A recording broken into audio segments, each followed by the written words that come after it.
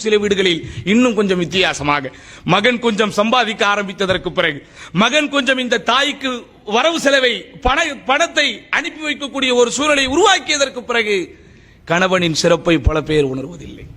இப்படி இந்த மகன் படிக்க வைக்கப்பட்டு கல்லூரிக்கு அனுப்பப்பட்டு நல்ல வேலைக்கு அவன் தேர்ந்தெடுக்கப்பட்டு சில லட்சங்கள் சில ஆயிரங்கள் சம்பாதிக்கும் வரை கணவனை ஒரு மாதிரியாக பார்த்தவர்கள், மகன் சம்பாதிச்சு அவன் கொஞ்சம் தாயின் பேருக்கு டிடி அனுப்ப ஆரம்பித்ததற்கு பிறகு இந்த தாயின் பேரில் ஒரு பேங்க் அக்கவுண்ட் உருவாக்கி கையிலே ஏடிஎம் கார்டையும் கொடுத்ததற்கு பிறகு சில இல்லங்களில் அந்த தந்தைமார்களின் நிலைமையோ அந்தோ பரிதாபம்.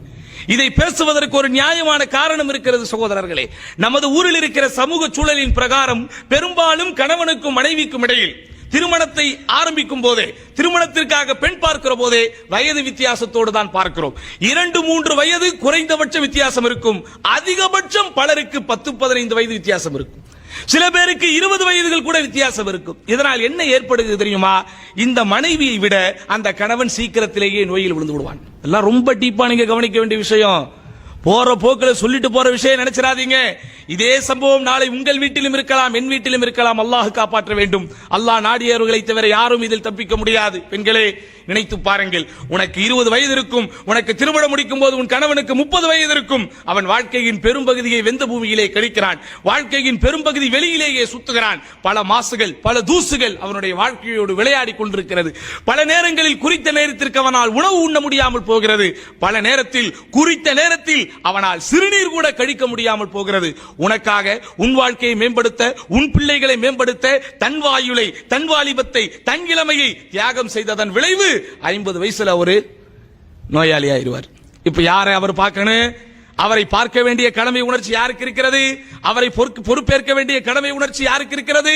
அந்த நேரத்தில் தான் இந்த கணவன் வாலிபத்தோடு இருக்கும் போது, வயதிலே இருக்கும் போது என்னெல்லாம் செஞ்சாரோ எல்லாத்தையும் அப்பதான் சொல்லி காட்டுறது. உனக்கு வறுமையா? உனக்கு என்ன பாடுபடுத்தின நீ அன்னைக்கு, என்ன சேட்டைகள் செஞ்ச நீ, உன் அம்மா பேச்ச கேட்டுக்கிட்டு என்னெல்லாம் பண்ண, என் வீட்டுக்கு என்ன விட்டியா, என் வீட்டுக்கு என்ன இருக்க விட்டியா என்றெல்லாம் பேசி பேசி காயப்படுத்து. இதுல சில பெண்கள் ஆச்சரியம் செய்வார்கள், கடமையை செய்வார்கள், பணிவிடையை செய்வார்கள், கூடையே இப்படி அவனை இம்சைப்படுத்தி அந்த கடமையின் நன்மைகளை அனுபவிக்காமல் போய்விடுவார்கள். என்ன செஞ்சு தொலைக்கிறது? என் தலையெழுத்து இந்த டீ, என்ன செய்யறது? என் தலையெழுத்து இந்தாங்க மாத்திரை. இப்படி நீங்க கொடுத்தீங்கன்னா இந்த மாத்திரையை உனக்கு வேலை செய்யாது. அந்த மாத்திரை உனக்கு என்ன நன்மையை தர வேண்டுமோ அந்த நன்மையும் தராது. இப்படிதானங்க? லா துபுத்திலு சதகாத்திக்கும் பில் மன்னிவல் அதா. லா துபுத்திலு, உங்களுடைய நல்லறங்களை தான தர்மங்களை சொல்லி காட்டியும் துன்புறுத்தியும் நீங்கள் என்ன செய்யாதீங்க, வீணடித்து விடாதீர்கள். பல இடங்களில் சொல்லி காட்டுதல் என்று இருக்கும், சில இடங்களில் தீங்கிழைத்தல் என்று இருக்கும். ஆனால் கணவன் மனைவியினுடைய வாழ்க்கையில் தான் சொல்லி காட்டுதலும் இருக்கும், தீங்கிழைத்தலும் இருக்கும். அப்போ எவ்வளவு கேர்ஃபுல்லாக நீங்கள் இருக்க வேண்டும், எவ்வளவு கவனத்தோடு நீங்கள் இருக்க வேண்டும். யார் இந்த கணவன்? சாதாரணமானவனா? இவனுடைய சிறப்பை குறித்து ரசூலுல்லாஹி ஸல்லல்லாஹு அலைஹி வஸல்லம் என்ன சொல்லி இருக்கிறார்கள்? உன் சொர்க்கத்தையும் நரகத்தையும் தீர்மானிக்கிற சக்தி இவனுக்கு இருக்கிறது என்று அல்லாஹ் சொன்னார்கள். அருமை சகோதரர்களே, ஒரு செய்தி சொன்னால் நீங்கள் ஆச்சரியப்படுவீர்கள். ஹுசைன் இப்னு முஹ்சின் என்கிற ஒரு நபித்தோழர் அறிவிக்கிறார். அவருடைய சிறிய தாயார், அவரே ஒரு வாலிபத்திலே உள்ள ஒரு நபித்தோழர், அவருக்கு பெரியம்மா சின்னம்மா என்றால் அவங்க எந்த வயசுல இருப்பாங்கன்னு யோசிச்சு பாருங்க. நேரா ரசூலுல்லாஹ் கிட்ட வந்து தன்னுடைய ஒரு தேவைக்காக கேள்வி ஒன்றை கேட்கிறார்கள். கேள்வி கேட்டு ரசூலுல்லாஹி ஸல்லல்லாஹு அலைஹி வஸல்லம் பதில் கொடுக்கிறார்கள். பதில் கொடுத்து முடித்ததற்கு பிறகு இந்த பெண்மணி வீடு திரும்பக்கூடிய நேரத்தில் ரசூலுல்லாஹி ஸல்லல்லாஹு அலைஹி வஸல்லம் இந்த பெண்மணியை பார்த்து ஒரு கேள்வி கேட்டார்கள். அஸாது ஸௌஜின் அன்டி, அஸாது ஸௌஜின் அன்டி. சகோதரியே, உங்களுக்கு கணவர் இருக்கிறாரா?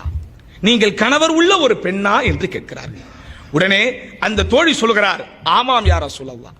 நபிகள் நாயகம் திருப்பி கேட்கிறார்கள், ஃபஐன அன்டி மின். அந்த கணவனிடத்தில் நீ எப்படி இருக்கிறாய்? அந்த கணவனிடத்தில் நீ எப்படி இருக்கிறாய்? உடனே அந்த பெண்மணி சொல்கிறார், மா உலவ்விஹு இல்லா மா அஜஸ்து அன். அல்லாஹ்வுடைய தூதரே, அல்லாஹ்வுடைய தூதரே, என்னால் முடியாமல் போனாலே தவிர அவரை நான் புறக்கணிப்பதில்லை. நன்றாக வார்த்தையை கவனியுங்க. என்னால் இயலாமல் போனாலே தவிர, என்னால் முடியாமல் போனாலே தவிர அவர் சொன்ன சொல்லை நான் தட்டுவதில்லை.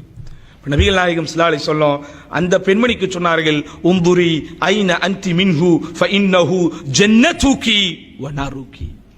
ஃபந்துரி ஐன அன்டி மின்ஹு ஃபஇன்னஹு ஜன்னதுகி வ நாருகி.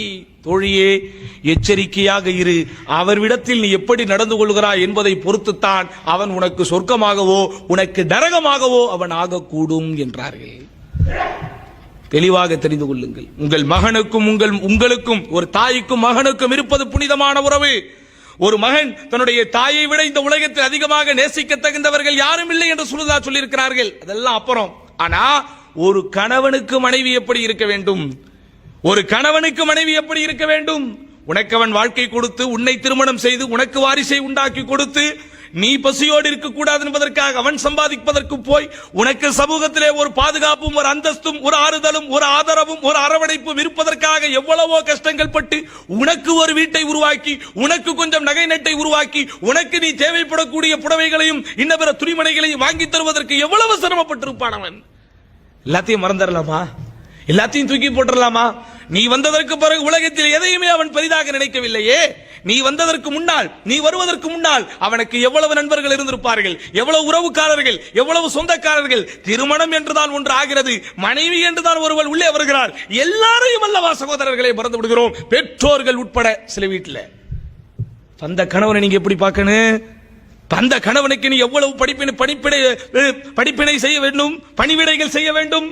நபித்தோழியர்கள் எல்லோருமே கணவன்மார்களுக்கு பணிவிடை செய்யக்கூடியவர்களாகத்தானே இருந்திருக்கிறார்கள். பாத்திமா ரலியல்லாஹு அன்ஹா ரசூலுல்லாஹ்வுடைய ஈரக்குலை, ரசூலுல்லாஹ்வுடைய இருதயம், பெருமானார் ஸல்லல்லாஹு அலைஹி வஸல்லம் பார்த்து பார்த்து வளர்த்த ஒரு பெண்மகள். நபிகள் நாயகம் ஸல்லல்லாஹு அலைஹி வஸல்லம் இந்த உலகத்தில் வாழும்போது அதிகம் நேசித்த ஒரு அற்புத ஜீவன். மரணிக்கும் தருவாயில் மனைவியர்கள் எல்லாம் பக்கத்திலே இருக்கும்போது மகளை கூப்பிட்டு தான் தன் மரண செய்தியை சுப செய்தியாக சொல்லுகிறார். தனக்கு பிறகு தன் குடும்பத்திலே முதலில் தன்னை சந்திக்க போகிறது தன் மகள் தான் என்று சொல்லுகிறார். வியாபாரத்திற்கு போனாலோ போர்க்களத்திற்கு போனாலோ கடைசியாக மகளின் முகத்தை பார்த்து விட்டு தான் போவார். திரும்பி வரும்போது முதலில் மகள் முகத்தை தான் முதலில் பார்ப்பார்.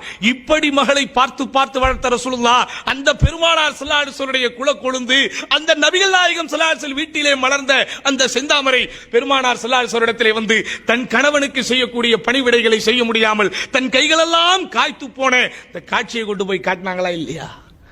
அந்த ஃபாத்திமாவோட நம்ம என்னங்க சிறப்பை வாங்கிவிட முடியும்? அந்த ஃபாத்திமாவை விட என்ன பெரிய சிறப்பை நீங்கள் பெற்றுவிட முடியும்? நபிகள் நாயகம் ஸல்லல்லாஹு அலைஹி வஸல்லம் செய்தி வருகிறது, மகள் படக்கூடிய கஷ்டத்தை பார்க்கிறார். அங்கே வந்து அலியை கூப்பிட்டு, அலியே, என் மகளுக்கு நீ வேலை கொடுக்காதேன்னு சொல்லல. சொன்னாங்களா? இன்றைக்கு அல்லாஹ் அக்பர் மாடர்ன் உலகத்திலே, இந்த நவீன நவ நாகரீக உலகத்திலே ஆணும் பெண்ணும் சமம்தான் என்கிற அந்த ஒரு கோரஸான ஒரு சத்தம் இன்றைக்கு எல்லா இடங்களிலும் எழுப்பப்பட்டுக் கொண்டிருக்கிறது. அதற்கு விதிவிலக்கு சில இஸ்லாமிய இல்லங்களும் இல்லை. நானும் படித்திருக்கிறேன், நீயும் படித்திருக்கிறாய். நானும் டிகிரி ஹோல்டர், நீயும் டிகிரி ஹோல்டர். நானும் சம்பாதிக்கிறேன், நீயும் சம்பாதிக்கிறேன். எல்லாம் ரைட்டு. இன்னைக்கு நீ சமைச்சா நாளைக்கு நான் சமைக்கணும். இன்னைக்கு நான் வீட்டை பொறுக்கனா நாளைக்கு நீ வீட்டை பொறுக்கணும். இன்னைக்கு நான் கடைக்கு போய் வாங்கிட்டு வந்தா நாளைக்கு நீ கடைக்கு போய் வாங்கிட்டு வரணும். இன்னைக்கு நான் பிள்ளைகளை ரெடி பண்ணா நாளைக்கு நீ பிள்ளைகளை ரெடி பண்ணணும். சொல்ல முடியுமா? கணவன் விரும்பி செய்வதற்கு அஹ்லன் வஸஹலன் அலல் ஐனி வர்ராஸ் அப்படியெல்லாம் நீங்கள் இருக்க வேண்டும் என்று நாங்கள் ஆசைப்படுகிறோம், அது வேறு. ஆனா மனைவி என்ன செய்யக்கூடாது? பணிவிடைகள் விஷயத்தில் கணவனை சுமத்தக்கூடாது. நபிகள் நாயகம் ஸல்லல்லாஹு அலைஹி வஸல்லம் தன் குலக்கொழுந்து பட்ட கஷ்டத்தை கண்ணால் கண்டு அகிலத்தினருடைய அண்ணன் பெருமானார் அலியை கூப்பிட்டு சொல்லலையே, அலியே, நீங்கள் என் மகளுக்கு வேலை தராதீர்கள், என் மகளிடத்திலே பணிவிடைகளை எதிர்பார்க்காதீர்கள் சொல்லலையே. ரெண்டு பேருக்கும் பெருமானார் ஸல்லல்லாஹு அலைஹி வஸல்லம் என்ன செஞ்சாங்க?